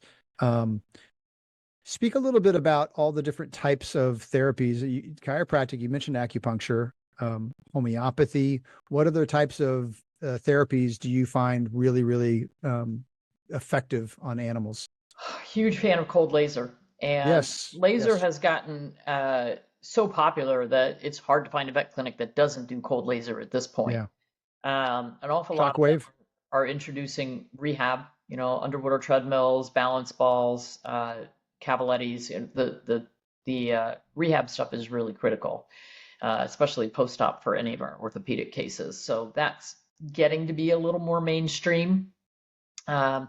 Huge fan of nutraceuticals and herbs, and so I use Western herbs. I use Chinese herbs. Mushroom therapy, huge into mushroom therapy. CBD. I am looking forward to seeing peptides used a lot more for the animals. We're just starting to see people dabbling with it. Yeah. Uh, Essential oils we have really good success with as well. So, I mean, just kind of across the board, there's so many things. Like if you were to, just put in your search engine different kinds of alternative and holistic therapies, you'll find hundreds, and Yeah. anything that can be used on people can be used on the animals. As a matter of fact, a lot of it was started on the animals. Yeah. We had great results. Finley had a back issue, and the chiropractic was fantastic for him. But he also got shockwave therapy, which Mm, did wonders for him. yeah. He really responded well with that. Um, there is a company, I don't know if you're familiar with it, called Entourage.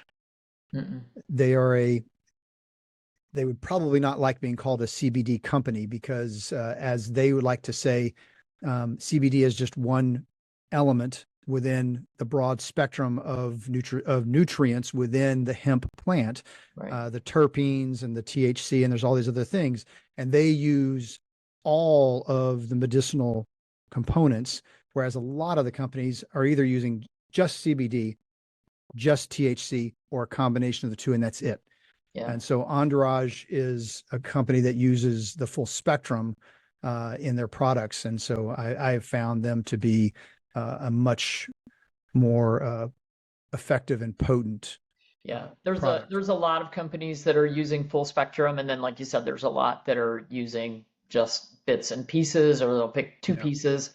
I'm kind of a huge fan of using like the whole plant Yeah. um, for a lot of things. I mean, that's the problem with pharmaceuticals. It's like, oh, we found this one chemical in this plant that seems to have this effect, so we'll isolate that and we'll make it into a drug, but then you lose all the beneficial parts and pieces that the plant had along with it. So interestingly, we drink a lot of raw milk now because we have our own dairy cow, and I'm reading a book called The Germ in the Pail, and it's about the history of raw milk and how it came to be pasteurized and why it's still pasteurized and homogenized and has vitamins added back in. And when they started cooking it and pasteurizing it, they discovered that it lost a lot of its nutritional benefits. Hmm. Like you killed off a whole bunch of stuff. Absolutely. Yeah. I'm assuming that you're very familiar with Weston A. Price. Yep. Um, I will be speaking with Sally Fallon in about a month for Oh, one of the cool. episodes. Uh, Nourishing Traditions was another one of those books that was just revolutionary to me, back in the 90s when I was really digging into all that stuff. And the whole idea is, once again, just going backwards for your answers instead of forward for your answers. Yeah. Go back to the way we used to do things, and you'll probably find better answers than looking forward. Well, and that's the whole thing with feeding our pets. Before we had extruded kibble, which came from Kellogg's from the cereal industry, the extrusion process, before we had extruded kibble, what did our dogs eat? They ate, and our cats, they ate the scraps on the farm. They got raw milk, they got eggs, they got, what was left over from the human food, but it was the good stuff. Um, and we've gotten so far away from that, and Yeah. it's causing problems. Yeah, once again, we can look at it in the same vein as humans. We've done the same thing to ourselves. We're doing the same thing to our pets in the name of expediency, in the name of convenience, Yep. in the name of progress. And it's good for us to have those things. There's lots of things that's done for us that are beneficial, but we could say lots of good things that have happened with this, but there's also a lot of bad stuff that's happened with it as well. And what is the balance, right? Yep. Exactly. Yeah. What else, as a topic, as we start to, wind down our time here, what else as a topic with animals is you think an important one that we haven't touched upon? Well, so we talked about the neurotoxic flea and tick chemicals. We've got some other things that are causing huge problems for our animals as well. And it's the new monoclonal antibody injections. Interesting. So there's one called Cytopoint, which is stops itching. So remember, allergies is like number one on the list of problems that we have with our animals. And so Cytopoint stops the itch cycle. That's great. It doesn't treat the allergy. It doesn't treat the underlying problem. It doesn't do anything good for the immune system. It just stops the itching. Uh, it'll work about 60% of the time on the first injection. By the time you get to the second, third, or fourth injection, it's given monthly. Then the body makes antibodies against the monoclonal antibody. So it stops working. Um, and we are seeing a lot of autoimmune hemolytic anemia. I was just Secondary. going to say this must create some kind of autoimmunity if it's doing that. Yes. Yes. So that was the first one, and that's been out for years. More recently, they've come out with one for arthritis pain. There's one for cats called Silencia and one for dogs called Librela. And it is supposed to be used to decrease arthritis pain and make your dog young and run again, or your cat. The problem is it's being used willy-nilly. You take your animal in for limping and they go, oh, it must be some arthritis, and they give them a shot of Librela. Librela has had 6 times more complaints to the FDA and the European agencies uh, in the past, God, however many years it's been out, like 3 years. It's had 6 times more complaints than all of the non-steroidal anti-inflammatories grouped together over the past 15 years. Dogs and cats are dying. So it's anti-nerve growth factor. The problem is nerve growth factor is not found just in your nerve endings that cause pain. It's found in every organ in the body, and it has a lot of functions. And when you shut it down, you get all kinds of problems. You get seizures. You get dogs who are ataxic and can't walk. You get blind animals. You get animals who don't know how to eat anymore. And then you have dead animals. And so the number of complaints is so high that the FDA actually sent a letter to veterinarians saying, hey, pick and choose very carefully who you're going to use this on, because we're seeing a big number of complaints. Well, the anti-nerve growth factor was tried in humans for arthritis pain. And what they found in the trials was that it caused rapid onset polyarthritis, really, really bad. Like the joints are just completely destroyed. So they pulled it and stopped the trials on humans. So instead, they repurposed it and said, well, we'll use this on animals instead. Guess what we're seeing? Rapid onset of arthritis, which we've never seen in animals. It doesn't happen, but now it does. And the company is in denial. And what the manufacturer is doing is throwing the blame back at the veterinarians and saying, you can Overuse. choose your cases correctly. Yeah, I got to blame the other person. So these drugs, this is the same you see with in all the drug commercials, that the drug, one of its side effects is that it causes the same thing you're using the drug for, and I always laughed at that because it's kind of like, oh, that's a good way to cover your ass. Yeah. So if it doesn't work, it's because it is working. It's just a side effect. It's not that it's not working. So these drugs, when you look at the drugs for rheumatoid arthritis, for any of these types of autoimmune arthritises, like methotrexate or something like that, these drugs are targeted to essentially stop certain aspects of the immune system. So that's why, cancers are one of the side effects, or things like that, growths. So this is a different specification. It's not an autoimmune targeted. It's neurological, you're saying. Yeah, it's well, I mean, the side effects that we're getting are kind of all over the place, but mostly the animals just shut down.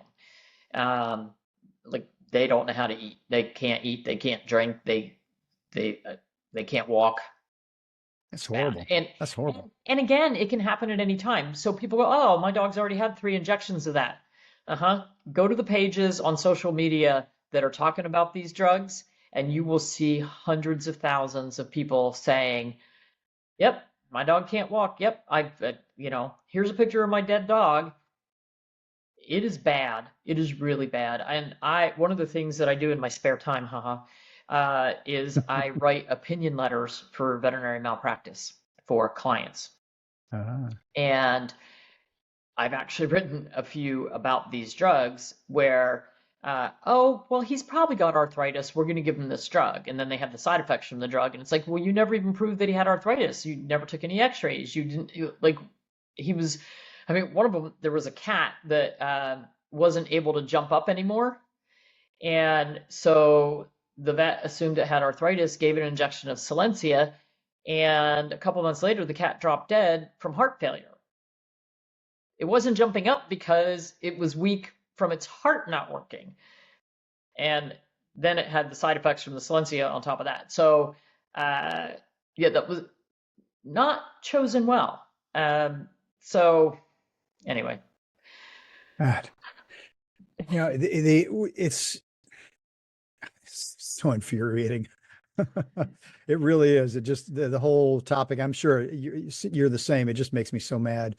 It's these, the companies. I wrote a book called Vaccines Point by Point, and in one of the points in there talks about, trust in these companies, this misplaced trust in these companies. Well, these companies, they're making vaccines to save mankind, or, they're making these products to end cancer. No, they're making these to make money. Yeah. Have no doubt about that. Are there scientists that have, good visions and want good things? I'm sure, absolutely. But the company itself, the corporate entity, could give a crap about you. They want the money. They want the money. And so then you see all the people behind the scenes, and you saw this with tobacco. You saw this with the opioids, people behind the scenes who are like, you saw this with 3M and the microplastics.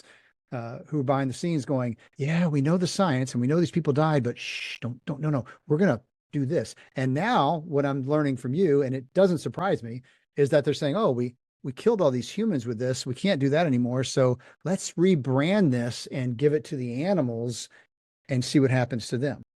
Because once again, they don't give a rat's butt. No, because like I said, animals are considered property. They're not family members, they're property. So, what is the value of your dog? Well, what did you pay for it? Oh, and then you paid a few $100s for training. Okay. Does your dog perform a service or a function? No? Okay. Here's your $300. Oops. Yeah. And, for a lot of these people, I mean, they're not going to get anything back for the, value of their animal, but some of these people spend tens of thousands of dollars trying to cure their animals. Oh, yeah. From the side effects, and then they lose the animal anyway. Yeah. Oh, yeah. Absolutely. And the emotional part of it, you can't even count. I mean, because exactly the emotional part of, I thought I was doing something good for him. Yeah. My vet didn't tell me there were potential side effects. So what I would say to anyone listening who has an animal, every time you go to your veterinary office and they say, we want to prescribe XYZ, ask what the side effects are. And if they can't tell you the side effects, and actually I would look it up anyway, but if they can't tell you the side effects, which is amazing, when my mom was in the hospital, I said, do you know the side effects of these medications you want to put my mother on? And the doctor said no. And I said, well, I do. And I'm not leaving this room until you look them up and tell me what they are. They love you. They love you. I said, would you give that to your 84-year-old mother? No. I said, good, we're not gonna. Anyway, we have these computers with us. Look on your computer. What are the side effects of blah, whatever it is they want to send home with you? Look at them, read them, make sure you feel comfortable with that before you put your animal on them. So one of my dogs had to have surgery this past week. He had glaucoma and had to have an eye removed. Very sad. And he came home with antibiotics, a non-steroidal anti-inflammatory, and another pain med. And I said, yeah, you just had a major surgery. You deserve some pain meds. We're going to go for it.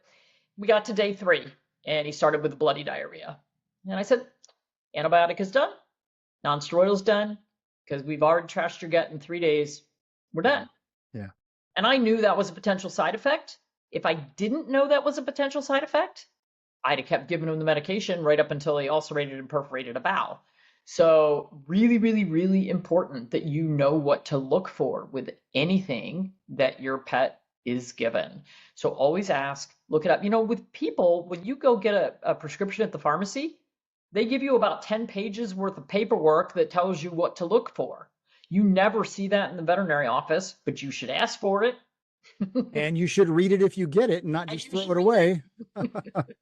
I've done health coaching for decades and functional medicine, like I said, and I can't even count the amount of times that someone has come to me saying, these are the things I'm wanting you to help me with, XYZ symptoms.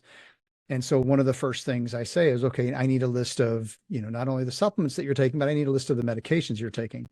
And so if I'm not already familiar with it, before our next meeting, I look up all the stuff. And then when they come in, I sit in front of me, I'm like, well, these things you're wanting me to help you with natural things are most likely being caused by the medications you're doing. And so we can start doing other things, but until you're off those medications, those things aren't going to stop. And so, my rule was always, if you want to get off the medications, number one, I can't legally tell you to, that's not my job. Right. But what we need to do is create a safety net. That safety net is going to be your diet changes. It's going to be the supplemental herbal type things that we add in that are to help correct the imbalances. Those are the safety net, so that once that's really firmly in place, you can start to then have your medical doctor taper you off of these medications, because now there's something there to try to hold you up. Yep. And then once those are gone, we can really go at repairing things. But the medications, and it's the same with the pets, that they're horrific, just horrific. Yeah, it's just nightmarish.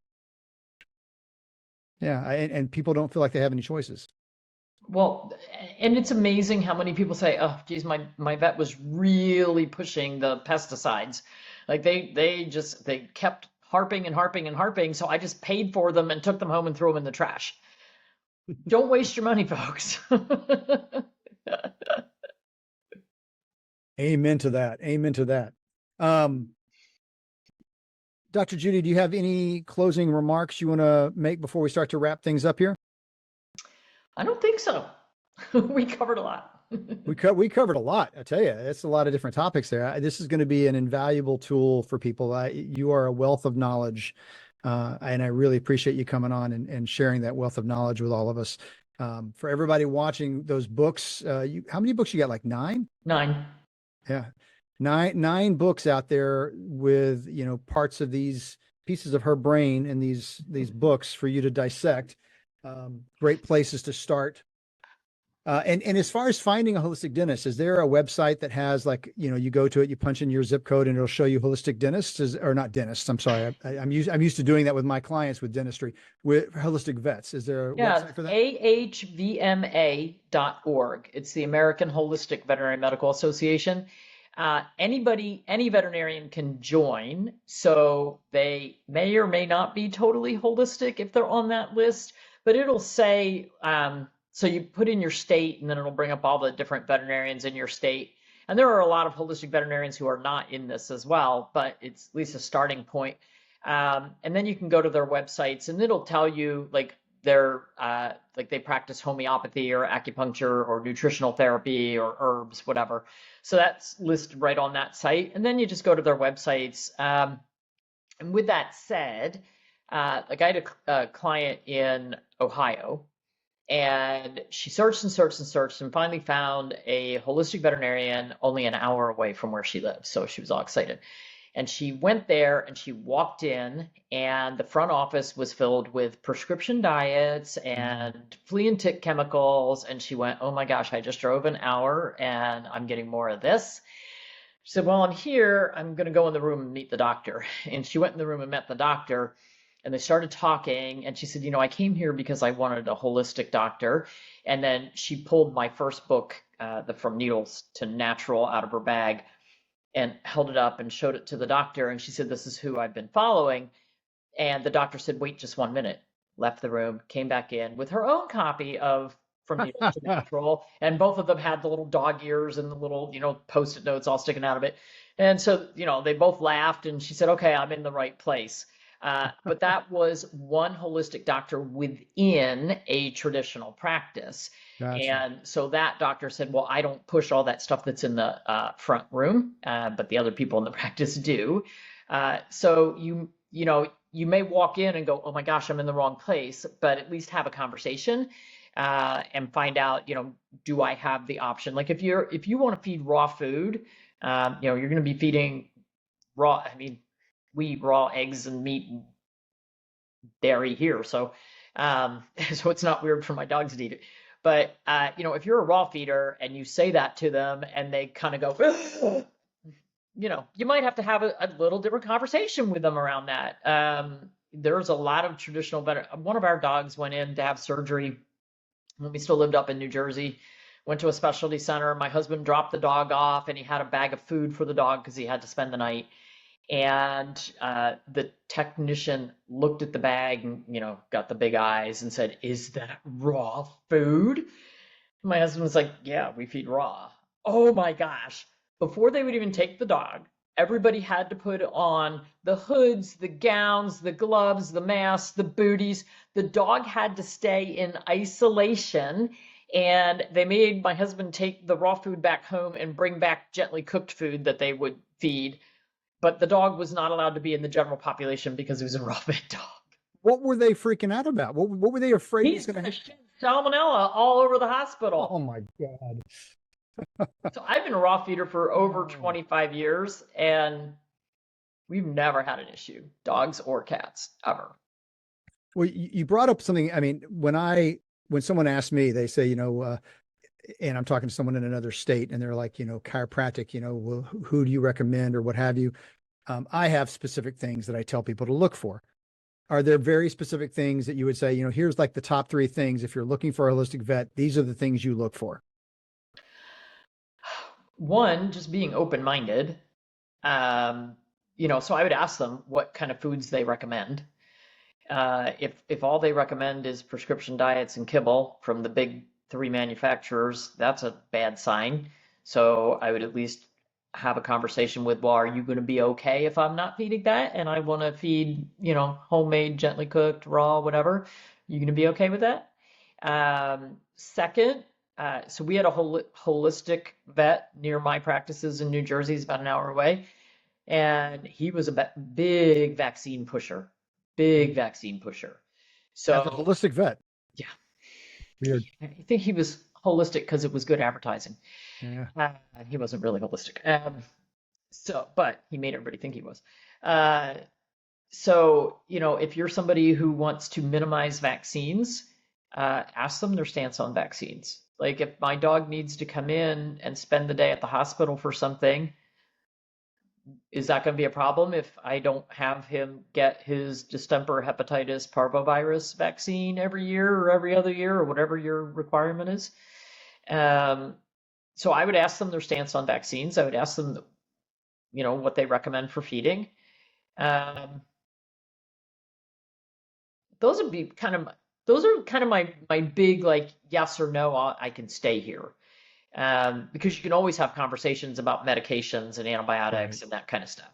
Right. That's kind of a one by one treatment thing. But those are the biggies. Like if they're going to say your pet has to be up to date on 5 vaccines just to walk in the door. I had one crazy veterinarian person wanted to put their dog to sleep. Old dog needed to be put down. Wasn't up to date on the rabies vaccine. So they wouldn't let them come in for euthanasia until they brought the dog in and got a rabies vaccine. And then the next day they could bring it in Oh, for euthanasia. If that isn't the stupidest thing, oh my gosh. That's like policy for policy's sake, exactly. Yeah. There was no reason for that at all because that vaccine was not effective. And anyway, Well, the vaccine may have done the euthanasia for him anyway. So, they could have just done it right there. yeah. So, look for stupid Oh policies. my gosh, my gosh, my gosh, my gosh. Ah, craziness out there. And it's happening all over the place. It is. Well, Dr. Judy, hang out after I sign out here, okay? And for everybody watching, I know you got a lot out of this because I know I got a lot out of this. Dr. Judy, thank you so much for sharing that wealth of information. No For problem. everybody out there, I will see you on the flip side. Bye-bye.